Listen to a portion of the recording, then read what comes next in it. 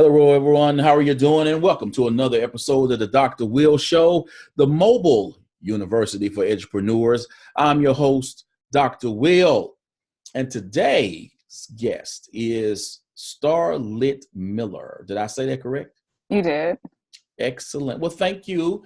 She came on my radar on LinkedIn, and she's doing some awesome things in business. But I reached out to her to talk to her about having your dream career.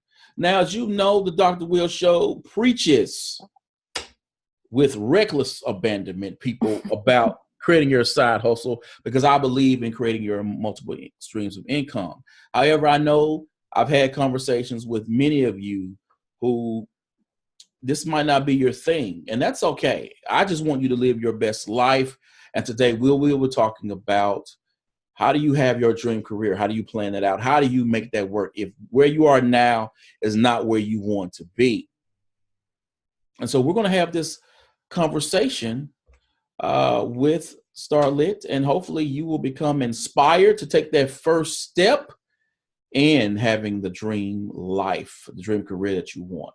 So with those who will be watching on YouTube or SoundCloud or iTunes, checking it out there, Starlitt, will you please introduce yourself? Yes, I'm Starlitt Miller. I'm owner of Star Accounting and Business Solutions, as well as founder of Deyamport, LLC. Okay. So what is Star Accounting and Business Solutions, LLC, and what was the story behind founding the company? Star Accounting and Business Solutions, also known as SOBS, the acronym, it started off as what you preach, a side hustle. My goal 2 to 3 years ago was not to go back to a 9-to-5 setting, to just own my time.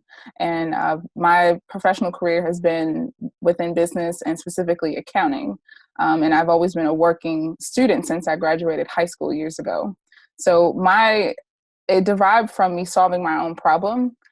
But before that happened, I had to discover and feel the value of my time. So initially, it was just to do bookkeeping and help maintain small business books on the back end, because I understood that was my skill set. I was overqualified for it, so I should be able to receive the clients. It has evolved to a company that helps to automate, systematize, as well as provide the information for small business owners to set a platform and then grow from it. So the bookkeeping is a portion and a leg of what Star Accounting and Business Solutions handles, because we need that quantitative data in order to make decisions in our business. We should be looking at 6 months prior to understanding what the company is doing to have a good pulse, and then make decisions from there to be strategic, as well as automation and creating systems within your operation so that you can operate effectively. And then if you're looking to scale and grow, you have to come up with a solid foundation. So the main piece of the company and the value that I provide through the company is to find those main key points of automation, systematizing your workflow, as well as providing the quantitative data through the bookkeeping. Wow, that's fancy. So I'm always interested in how people chose their professions. Sure. I know I didn't ask you this originally, but accounting, right? Because I'm going to come up with the career development. What called you to accounting? Like, I know how to add, subtract, right? But when you talk about complexity in numbers, that's just not my thing. Yeah. I noticed early on in grade school that I was a strength of mine. I love math. When that was taught the foundations and principles, I would do it for fun. It's just been a natural skill of mine. Being analytical came natural to me. My mom has been an entrepreneur since I was younger. And her skill set is in being a visionary, working with people, but the details is never her thing. So naturally, and a part of my personality was to be hands-on and helping. So I've got the experience as an entrepreneur very early on, and realized that the details was a part of what came natural to me, because it's what I did, it's what I enjoyed doing, as well as being creative. But when I decided to go into and study accounting, it was purely based on income. So I started a family earlier than expected. So I pivoted from the arts and performing over to accounting, because I looked up on the BLS.gov, where it gives you all of the statistics about the careers, how much you can make depending on the area that you're in. And I knew that numbers was a thing. I know I love business. So I said, if I'm going to invest money into college, it has to be in something that's going to convert to money. So I've upon that list, I found accounting. It made the most sense in terms of my skill set. So then I started applying my studies towards that field. But it was strictly because of the money, which I think most people understand at this point in time, that shouldn't be your driving force, especially if you want to enjoy what you're doing. So that's what made me decide to go into accounting.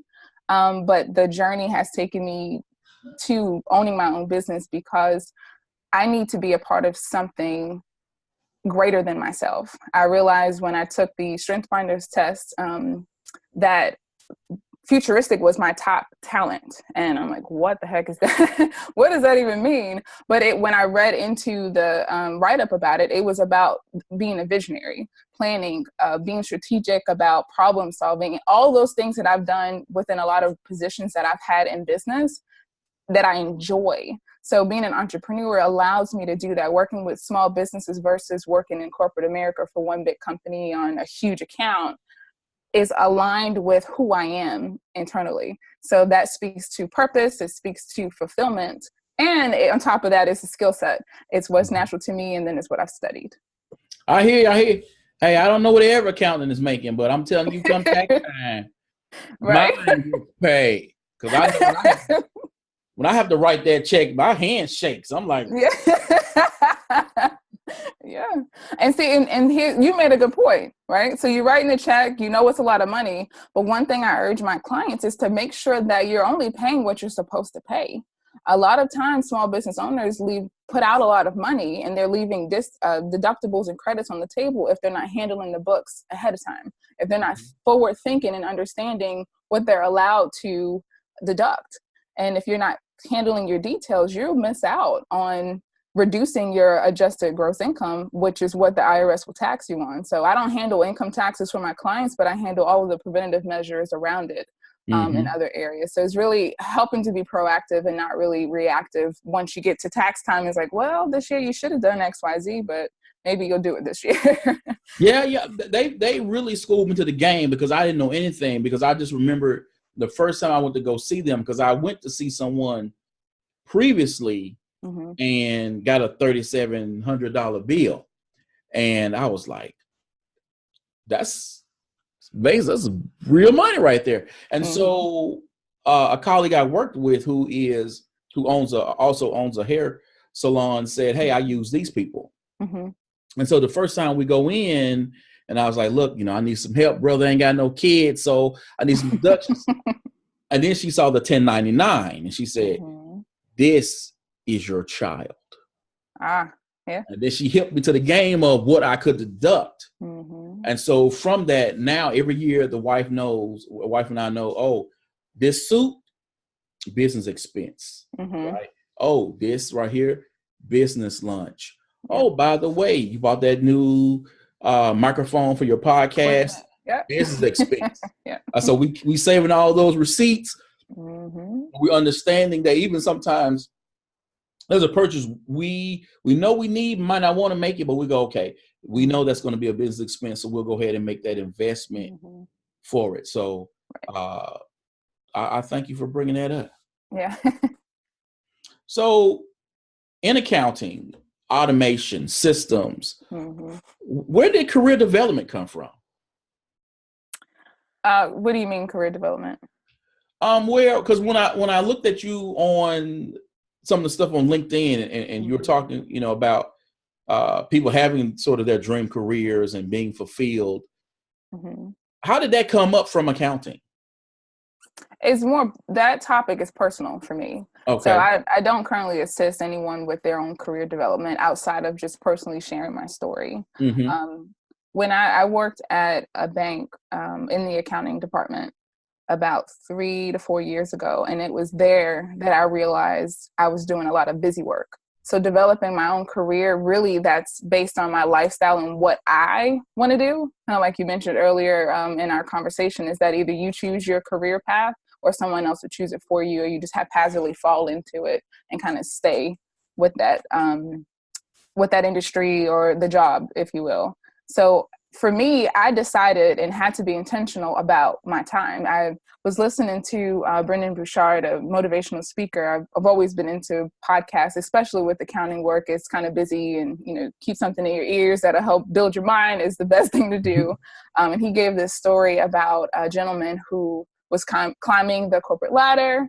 He climbed all the way mostly to the top in his career path, just to realize he climbed the wrong ladder. And that hit me so hard. And his message for that podcast was, are you doing busy work or are you doing life's work? And what does that mean to you? So it was at that point that I realized this is exactly what I'm doing, busy work. I don't feel fulfilled at all. I mean, and we're talking accounting, so how much fulfillment do you get from that, right? Unless you know it aligns with your strengths. I knew for a fact that in that role, in that method of accounting, in that environment, in the bank that I was working at, none of it really fulfilled me. I walked in on a daily basis with tons of work to do, but bored out of my mind. So it was in that position that I thought accounting wasn't for me. And I thought I needed to go back to what I was really passionate about, which is the arts, but marrying my experience as in business. It was the hardest thing to figure out and trying to pivot at that point in time. So when it comes to career development, it's really all internal. That's for me to figure out. And it brought me to the journey, and taking that risk of being an entrepreneur full time is huge. But you have to know what you value, right? I mean, I know I can go get a job somewhere. I'm marketable. I have the skill set. But do I want to build something that means a whole lot more to me? Because I realized then that regardless to what I do and what industry I'm in, I'm going to work hard at it. I'll spend a lot of time. I'd rather do something that means more to me, and I can bring my family into it. Or if I want to go to the beach and get work done, I can. I'm not locked into someone else telling me what to do, when to do it, and how to do it. And that means a lot to me. Not that it's wrong. I don't think entrepreneurship, or even like you said, a side gig, is for everyone. You have to understand, dive deeper internally first to figure out who you are, what makes you tick, what are your talents, what really drives you. And then from there, start to build the pieces to your career development, and not so much looking on Indeed. Oh, what do they have out there? What are they telling me? Oh, I qualify. I'm going to put myself into that situation because that's what they're telling me works. No, figure out what is it that you want out of life, your day to day. I mean, we work full time, 5 days a week, 40 hours at the least in most positions, and don't even count commuting. I would commute 35 minutes one way to my job, and that's most of your life. If you have children, you're probably not spending a whole lot of time with them during the week, and then the weekend is built with errands. So, I mean, and I'm not guaranteed to live 30, 40, 50 years. Sometimes we get into that arrogance, and they'll have the audacity to think that you're guaranteed tomorrow. And there's another realization that I had that really woke me up. If I died tomorrow, would I be dying feeling like, okay, I really did my best while I was here, and not thinking I can retire and then go do what I really love to do and make that make sense. Deep already. But I love this. And oh man, yeah, this podcast is coming out earlier than expected because I got to get this out. We're all facing challenges in our lives, right? And when we look at the volatility of the economy, people are just happy, right? They feel blessed to have a job, to have income coming in and benefits and such. What does being fulfilled at work mean to you? I know you talked about, having your time and those things, but at the core, what does that mean to you? Being fulfilled means a lot to me. And in the work that you're doing, whether you're creating the work or you're signing up for the work that someone else has laid out for you, the fulfillment adds the exchange that's non-monetary. So most have bills to pay. We most work because we need to exchange and pay for the lifestyle that we're living. But fulfillment is putting all of that aside, is getting something out of it for you to the core, where I'm not dreading waking up on any day of the week where I have to go and get work done. When it gets hard, because it will, if you're not in a position where there's a challenge, then you're really just coasting, and you're probably, you're taking steps back. So fulfillment to me means growth, and an exchange that's a lot deeper and more internal to you personally, which is why this is so individual and figuring this out for yourself. And it doesn't have anything to do with the monetary exchange. So, the formula to success used to be graduate from high school, go to college, you get this quote unquote good job, and you work there, 30, 40 years, you get a watch, a little party, you go home. But people nowadays, because of the economy and disruption and the gig economy and all these other things going on, a lot of people, and you hear about it a lot about, well, why should you go to college? Why are you paying $100,000 to go to school? Because people are literally graduating from college and becoming a waitress, or they graduate from college and they're an office clerk or something. And look, a job is a job. So I'm not downplaying those things, but I'm just saying that, when you are in high school and you had this vision of what your life would be, and you go to Syracuse or somewhere and you graduate and you're like, man, I'm over here making sandwiches for a living. People start to doubt their futures and the whole idea of the dream career or dream life just sort of fizzles away, right? So how should someone, I guess, go about getting clear on the type of work they were meant to do, and what should their job search look like?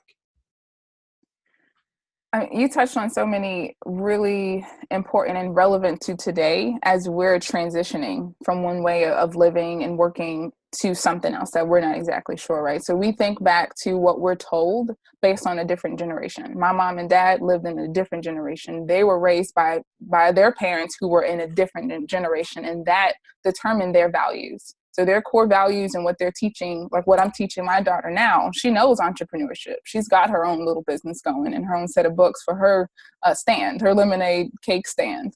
I didn't get that necessarily when I was being raised. My dad valued school. That's what he drilled into me. Going to college, get a good job. Prior to that, it was the same exact thing. So right now, it's hard to say what makes the most sense. There's so much information coming in left and right. And being an entrepreneur is a buzzword. It's hot. It's what people, the idea sounds great, but we're not talking about being a freelancer. You're talking about building something bigger than yourself. So when it comes to deciding whether or not college investment is worth it, first you need to figure out why you're doing it. And most of us we don't think about it. We graduate high school and we think that is the next step because that's what people do, right? If you want a good, successful life, that's what you're supposed to do. And I know for me, when I graduated high school, I didn't feel prepared for college. No one really talked about how to even decide what your major was. I chose business because it made sense. Business. Sure, I had no clue. There was so much that I had to teach myself, being intentional as a college student. And I was fortunate, and I didn't look at it this way for a while. I was fortunate to work a full-time job and go to school because I got real life experience while I was learning. And it taught me so much about myself. I got a chance to apply things while I was doing it versus going the full 4 years. And then, what do they call it now? Adulting after you're done and you're graduating. And then you hit the first real job and have to deal with your own expenses and things like that. But really, you have to try and figure out at such a young age. And it's so hard. From 19 to 29, you're still developing. I'm not the same person I was when I was 19. And that's when you're making those decisions on a real investment. And if you're not fortunate enough to go to a college full ride, you're talking about loans you're going to have to pay back. If your parents are not able to pay for you, which was me, I funded my own way through school. I have student debt, right? And I've developed a career without the degree. I didn't have to wait until I got to the bachelor's degree because I was doing it simultaneously. And my thing was, if I'm going to if I'm going to work while I'm going to school, I'm going to make sure that I am as closely related to my degree in terms of what I'm doing for a living as possible, because I understood the value of that experience, and the degree would make me extremely marketable, and I can negotiate what I want from the job, because my goal was to own a CPA firm at some point. I knew at some point I wanted to own it. But in terms of making decisions now on what makes the most sense for you and career, it really just depends on what you want. So if you want to be a doctor, you need to go to school. Some fields you have to go to school for, but there are a lot that you don't. But, and this is a big BUT, there's so much you learn while being in school. And it may not be, so if you go to school for marketing, it may not be that you learn all the tangible things you need to do to be the best marketer in the world, but you'll learn the fundamentals to communicating, dealing with people, working in teams, all of these different fundamentals that you will need to be successful either in your own business or in someone else's marketing firm. You can get that elsewhere if someone gives you the opportunity. You don't always have to have the college degree. So right now we are literally in the middle of the value of the degree just wavering. I mean, who is it? Google that decided they're not really, because they understand tangible real life experience is what matters, because often these younger kids go through school and they're just learning textbook, taking tests really well and getting through that. But when you can do it and apply it, and because we're in a high tech society, it's constantly changing. So really the value is in being able to focus in this noisy world. That's more valuable than anything else. And being able to learn and constantly grow is valuable, because we're having to keep up and be a couple steps ahead depending on your industry. And that's where within my company, I leverage technology to automate and create systems.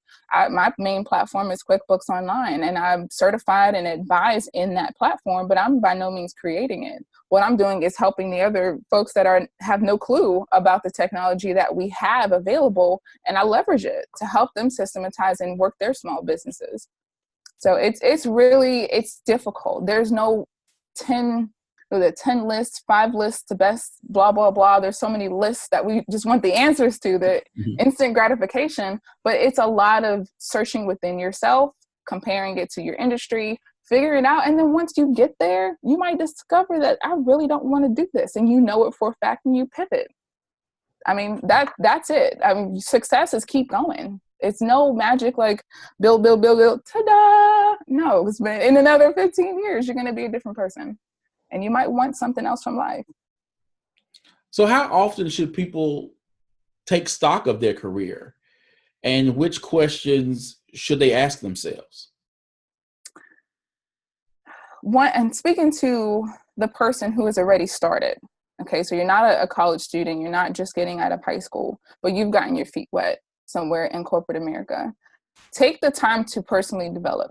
So for me, Strength Finders was a piece of that. I had no clue what this meant. I had no clue really how to provide verbiage as to what my strengths were, and it be okay, knowing that it's really a thing. I think when you become really good and serious about developing yourself, reading, doing things like this, any development that you have, it's accessible to you through your job or whatever training they provide you, take that and get to know yourself a little bit more. And then it's deciding, what do you want to do? What do you want your life to look like? Because when you figure out that, for me, value and balance and time is huge, because I'm a mom and I value my position as a mother. So I'm not going to give my all into a company where that takes away from my time with my daughter, because I value that. So if you don't really know your true core values, it's going to be hard to decide which direction to go in. Mm-hmm. So I want to throw this out there to you, because you have people who, look, they're going to go to that school, get the degree, which I value it, of course. Mm-hmm. And they get that job and they're going to work there. Let's say they work 5 years. Mm-hmm. And in their heart, they know something is missing. Mm-hmm. They know it deep, but they don't want to articulate it. They don't want to embrace that fact. Because to themselves, they feel like they have failed. because, they went in thinking, man, I'm going to be, a great teacher or a great lawyer or something. And it's not working out, but they're still doing it, particularly if they are having some modicum of success, but they're just not happy about it. What do you say to that individual to make them feel that it's okay for them to admit that this just was a mistake, that this wasn't the right move for them, and that they should give themselves permission to just move on? Yeah, that's a really deep concept, because we're touching on so many different things where you've got to get to a place of being honest with yourself and being surrounded by those that will support you. So if you're not in that position and you're not in a supportive environment, it will be harder. For those that are married, if you've got a spouse that wouldn't understand, it'll be hard to transition and pivot out of something that seems secure. So it takes a level of emotional intelligence as well to really be able to accept that, and then be able to articulate and verbalize, because you're going to need those things first before you take steps outside of that. Because that's what hit me. Again, becoming an accountant or a CPA seems really safe and secure, and it's got its own parameters. It makes sense. People can understand that. People think about that title and like, oh yes, accountant, CPA. There's some clout to it, So stepping outside of that for me was scary. If I'm thinking about what you're going to think about my decision. Now, between you and I mean, it really doesn't matter because we don't share household, no expenses are shared, but in my inner circle, it does matter. My mom, my dad, whoever I care about and care and value their opinion about what I'm doing will make the biggest effect. If you're able to cut that off, and then it's a dialogue between you and you, then you can be honest. But here's the thing. And here's what really, really got me. And going back to what I already said, when you realize you are not guaranteed 15 more years on this earth, you start to value your days in a different way. And when you value your days and your time and what you put out, and you realize that something is nudging you, your gut is telling you something for a reason. So you're not being fulfilled.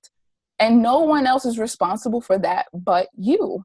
So you have to build up the courage and decide, what do you want for yourself? And if you're feeling that, then you need to go and explore, what does that mean? Now, does that mean you quit your job right then and there? No. Make an exit plan. Figure out what you want to do. And for some people that are not as risk averse, they need a plan. Start to develop that plan on your downtimes, whether it's driving to your job. Listen to something, listen to a book, a podcast.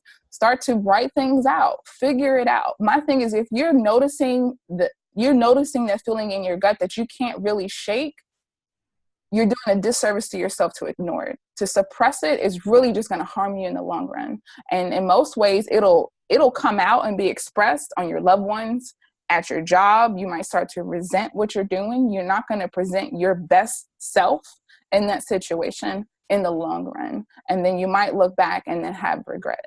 So my biggest thing, and for me, it's just really deep, Dr. Will, it's when you realize that there's value in how you live your life, and that converts to everything else, how you treat other people, how you present yourself, then that mindset shift will make the process a little bit easier, in my opinion. I mean, I don't have a T or the old church fan with Martin Luther King face on it or something, because you just went there. Woo! And these are seriously deep questions. It's not easy, because there's no real manual book to it. There are people that are telling their stories. It's me, giving my opinion. But when you tapped into yourself and you believe in your intuition, and for those that are spiritual and praying and really being in tune with yourself and not like kind of tuning out all the noise. There's so much noise between social media and people around you and subscription lists and email boxes. I manage 4 email boxes just personally and in my business. So there's a lot of noise. But if you don't become grounded and have a practice of self-care, self-love, and personal development, it's going to be really hard. If you'll just go along, down the river You won't be going upstream. You're just kind of coasting along, just allowing everybody else to tell you what you need to do. No, and I'm even learning myself to run my own race, because whether it's Twitter or LinkedIn or Instagram, and you're looking at some people who you're looking at those pictures and they're like, oh, they're going to Morocco, or they're doing all these things, and you're like, okay, I'm I not want to there. go to Morocco. Yeah, like, oh yeah, I'm not there. Or people who are like, yo, I just signed this deal, or I'm going to be doing this. Sometimes the first thing that pops up was like, ooh. And then I have to ground myself and go, listen, be happy for them. Be happy for your friend if they just signed that deal, because you have to run your own race. You have to stay in your lane and stay true to where you are trying to go. And sometimes just tell you, it reminds me is, the work they're doing. Well, that means that you have to put in the work yourself. Right. And if you do that, then whatever happens, happens. Yeah. And so I was like, okay.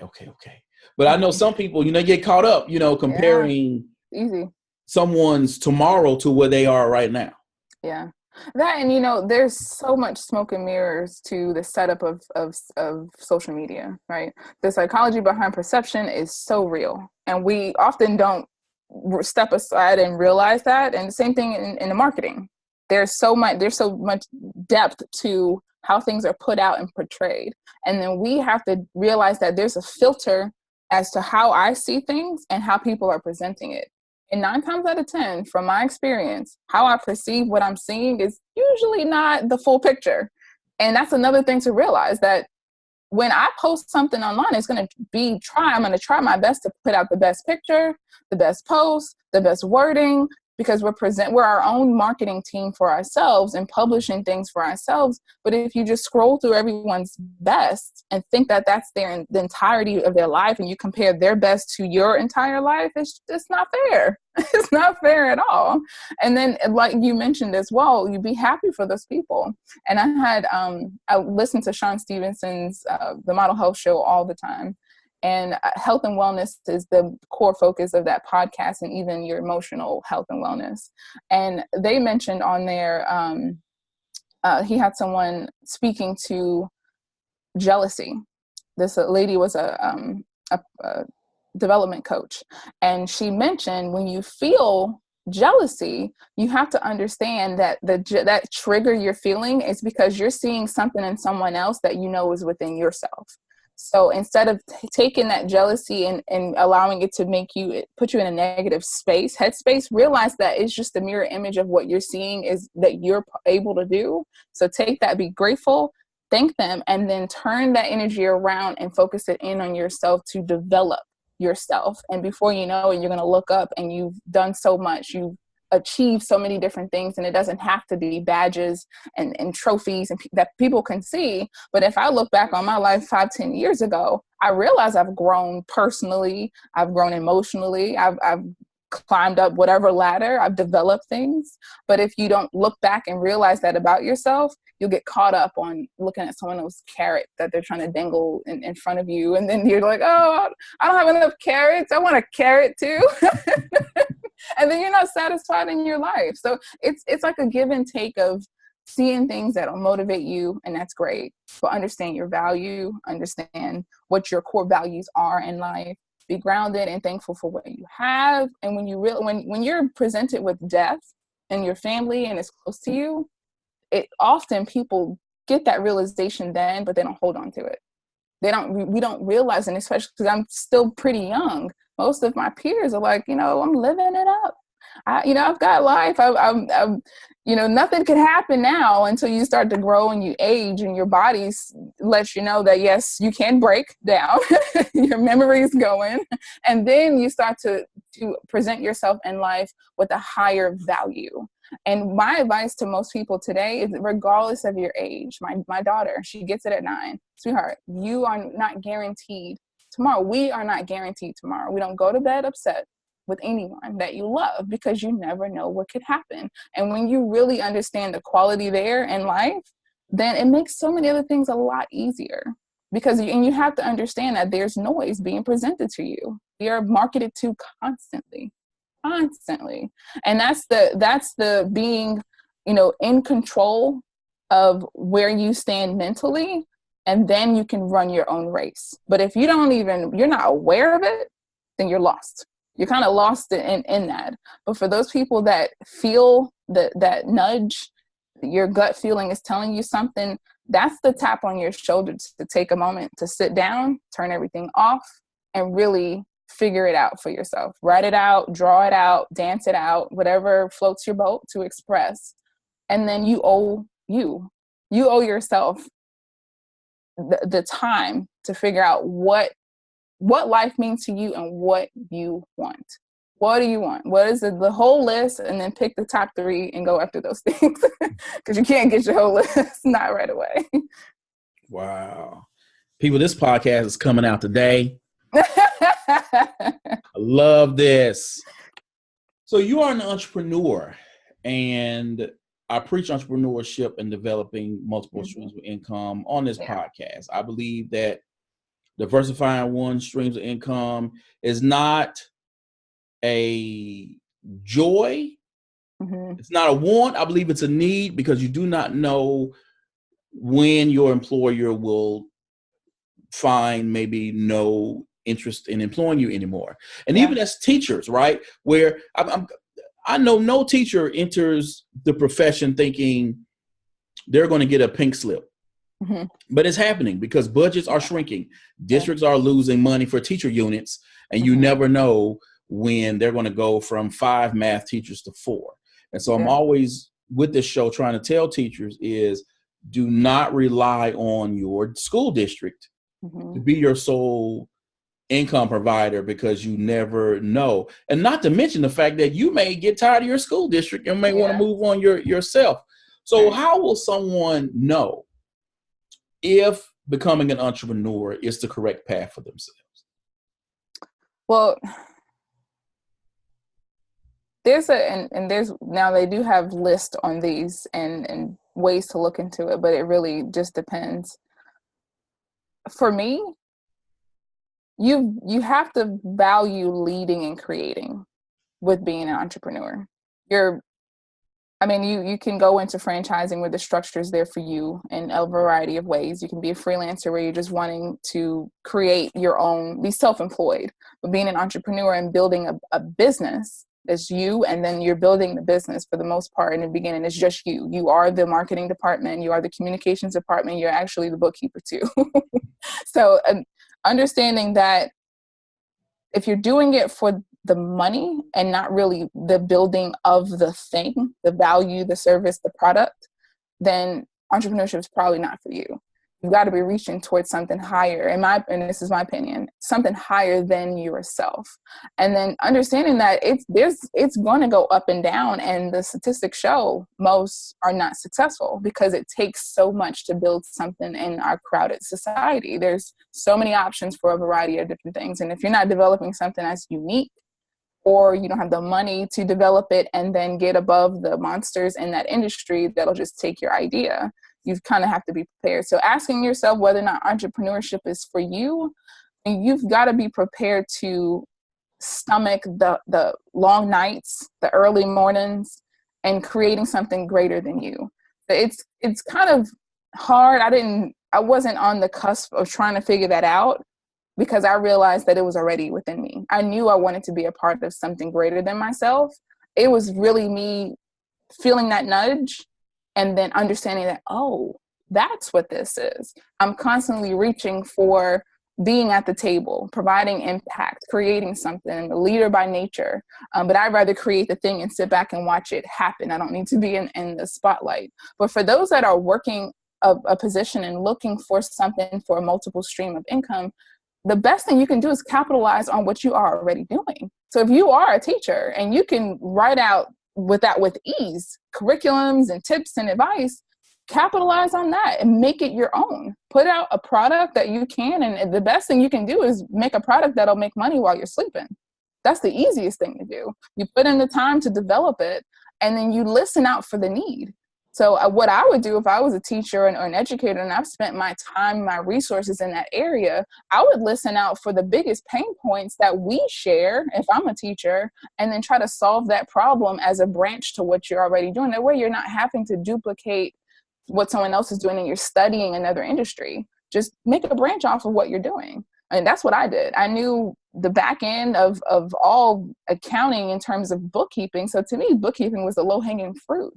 I can pivot easily because it's already what I know. Now I'm building from that because it'll create the multiple streams. And for me, I realized the value impact is greater outside of the bookkeeping. Bookkeeping is really, I don't want to say minimal. In terms of value, when you really understand in my industry that the small business owners are just spending a lot of time, wasting time doing tiny tasks day in, day out, when really most business owners, if you have a small team, your time is the most valuable. You should be working on your company and less in your company. But if you don't have the structure to do that, you can't do that. And you can't ever grow if you never take yourself out of it. So I realized for me in my industry, that was the greatest need. So for our teachers and our educators, I'm pretty sure, especially dealing with the government and the funding and the school districts, there are major pain points. And whatever's frustrating you the most, if you feel you have the resources and the knowledge or an idea, create it. Create it. Spend that time in those meetings to listen out for that. Take your notes, go home and start to develop, do the research. And before you know it, you become the expert in this area where there was a problem. And that could turn into a full business, or it could just be that one product that you put out. There has to be a mindset shift, Dr. Will. It's not for everyone for a reason, but you still have to realize and be aware that there's something more. I'm gonna be careful how I say this. There's other ways to generate revenue than your job, right? There's other ways to do that. And even within your job, you can create and be an entrepreneur within a company. You can develop within the company and for that company to help the company make more money, and it should create more money for you as long as you're being valued as well.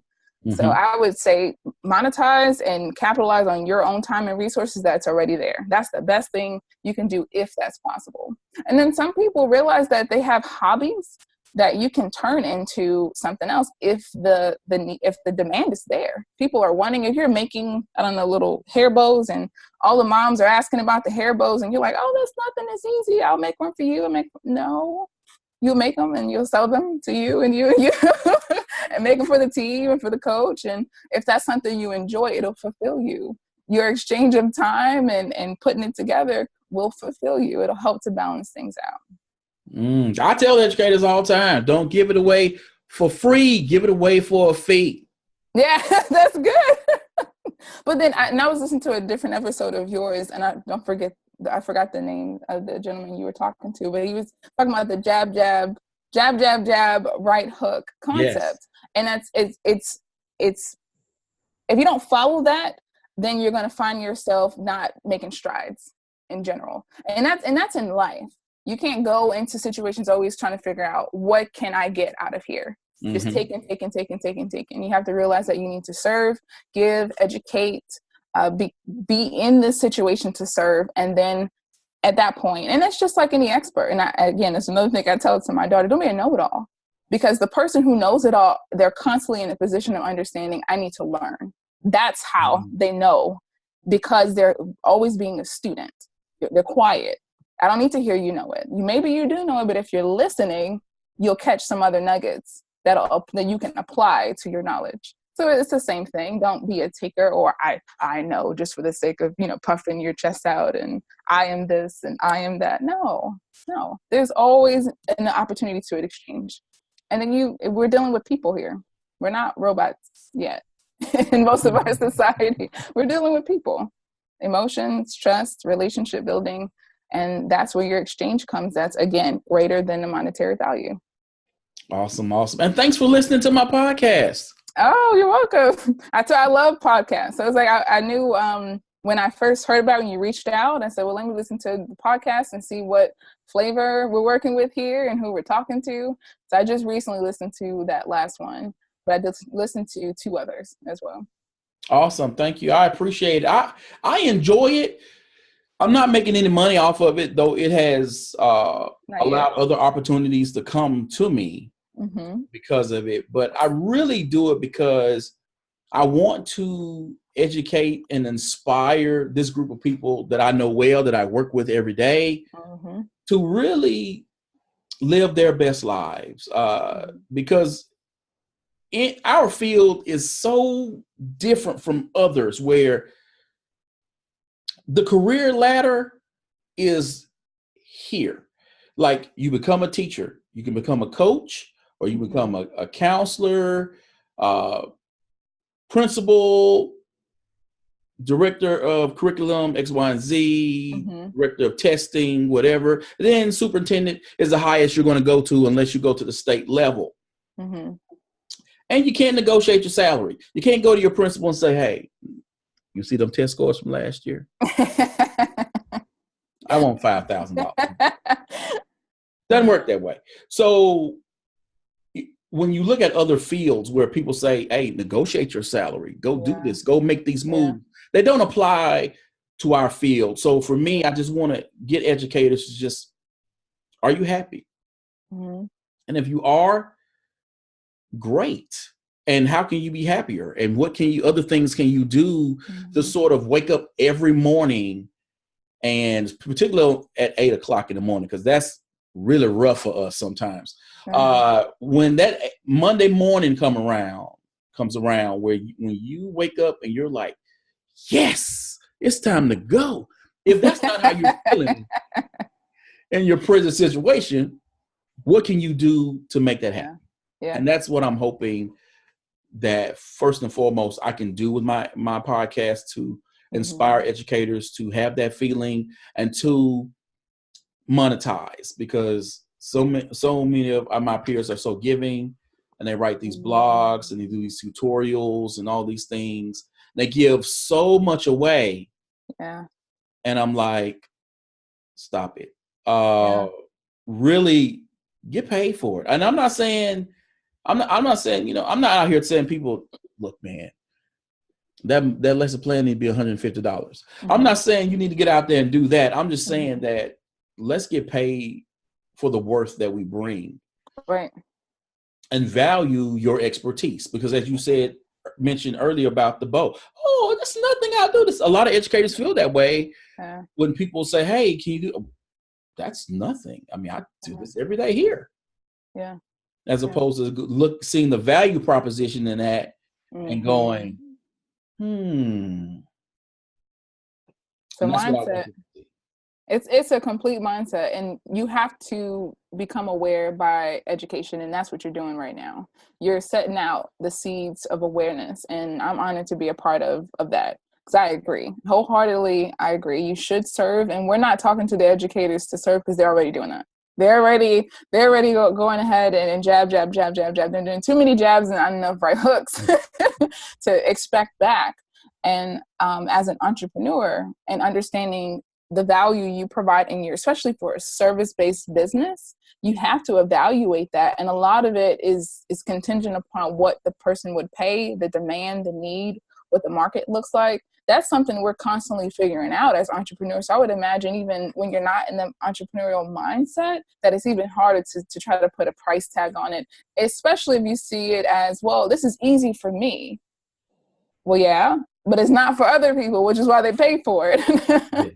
So, and for me, writing is not my strength. It is not. It'll take me a long time to write up a really good bio or a description of something. I can write a mean email. I can communicate via that way. But when it came to papers in school, it just took so much out of me. It's not my strength. I overthink. I would go do the laundry. I would scrub the floors. I would find something else to do before sitting down and writing. But I would pay someone to do it who's gifted at it, and that could help me formulate the words the way that I need to, because now I value my time. And being an entrepreneur, I'm naturally a DIY crafter and things like that. So I'm doing my own website. I'm trying to do the Facebook posts. I'm doing my emails and also the work. Spreading yourself too thin and not really recognizing where the line is drawn. And it's the same thing for our educators. realizing that your time is valuable, even though you go in and you clock your time and you've got your set salary. If you're going to spend time on something or just be given, or at least make it a nonprofit, let get the grants, at least for somebody else to pay it in for your time if you just want to serve. But that it's a mindset. They have to realize that first, and then everything else will come to them. Mm. So what is the greatest life lesson you've learned so far about career fulfillment? The greatest life lesson. I think we touched on this with my story of realization and pivoting. Mm-hmm. My greatest lesson was the realization that I'm not promised multiple years, decades in advance, which in turn, that influenced my decision for my career, what I do for a living, how I generate income. And because I value that, it will always now influence what I do day to day and how I do it. So that has been the biggest lesson, prioritizing my values. When my daughter is out the house and moved on to building her own life, it'll be different for me because I'll be a mom in a different way. But right now, while she's under my care, I care about helping and developing her and being her greatest influence. But that doesn't mean that I can't push myself as well, right? So her seeing me start my own business, her seeing me in school, working hard, and then also doing fun things and owning our own house, those are lessons for her. So I don't let being a mom debilitate me and say, well, I can't right now. I need to live safe, get a job, and just go work, come home, make it simple. Because that's outside of myself. It wouldn't be fulfilling to me. And I realized that I'd rather not be in that position. So I'm okay with the challenge of the juggling act because I recognize that it's going to fulfill me. It's going to teach her.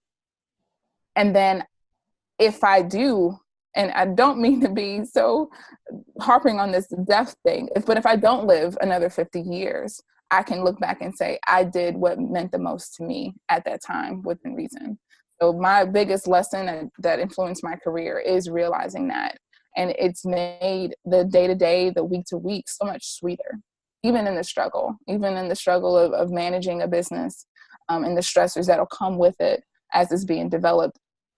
I don't want to trade it for the alternative. I know it's there. It's my backup plan if I need to, but I don't want to trade it because I value the way I live my life now. So before we go, what is your call to action for those educators who feel like they're at a point of their career where they're giving it all they got, right? They're on committees and doing duty and they're teaching and they're bringing stuff home and they're grading and they've gotten their master's degree, national board certified, but still they just show up and they know, man, there is something is missing. Even if they can't quite put their finger on it, they know that something could be better. Something is missing.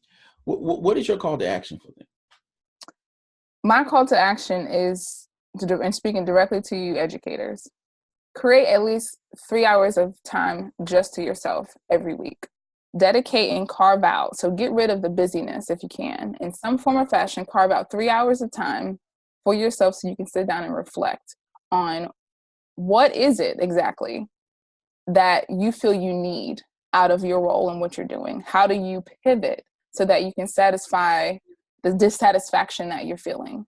And once you do that and you can quiet down the noise, you'll sense it. You'll start to see, and I would encourage you to journal it out, to really put it all out on paper and clear your mind, because there is something in the midst of all of that chaos that you enjoy There are a lot of things that you don't enjoy, and there's a lot of problems you're hearing, whether it's your own problems or within your environment, that you may be able to solve in a fashion that you enjoy. And that's what you need to identify, because regardless, you're going to work hard, you're going to serve, you might just be a natural educator. So you want to stay in that space as it aligns with who you are.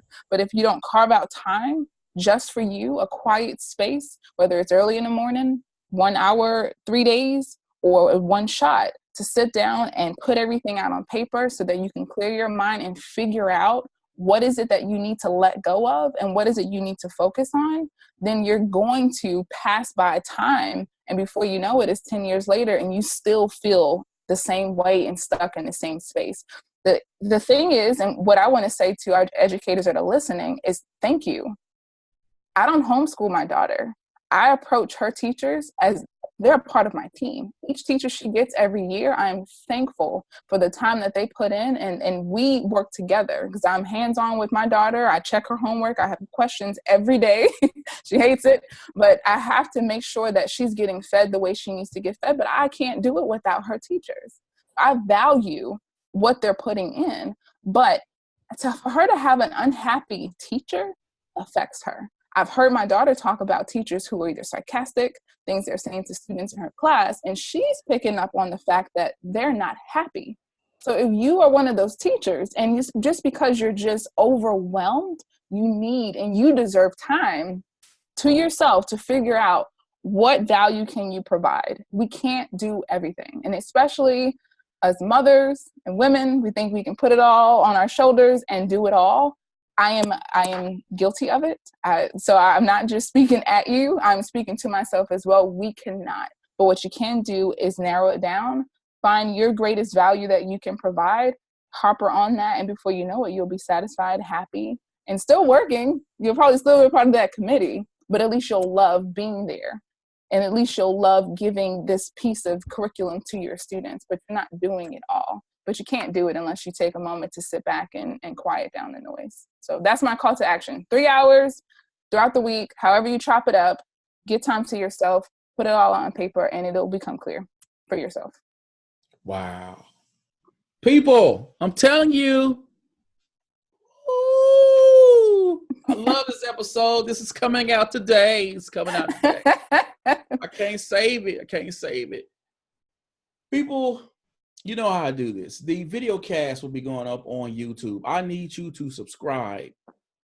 I need you to go ahead and leave some comments. The podcast itself is going up on iTunes and SoundCloud. I need you to subscribe, follow, leave some stars, rate me high, because your boy's trying to get Oprah on the show. And I want her to know that I'm doing big things around here. I want to thank my guest, Starlitt Miller, for coming on your show. Your name is so unique. Thank you. Awesome. Great branding with that one. Yeah. Thank my grandma.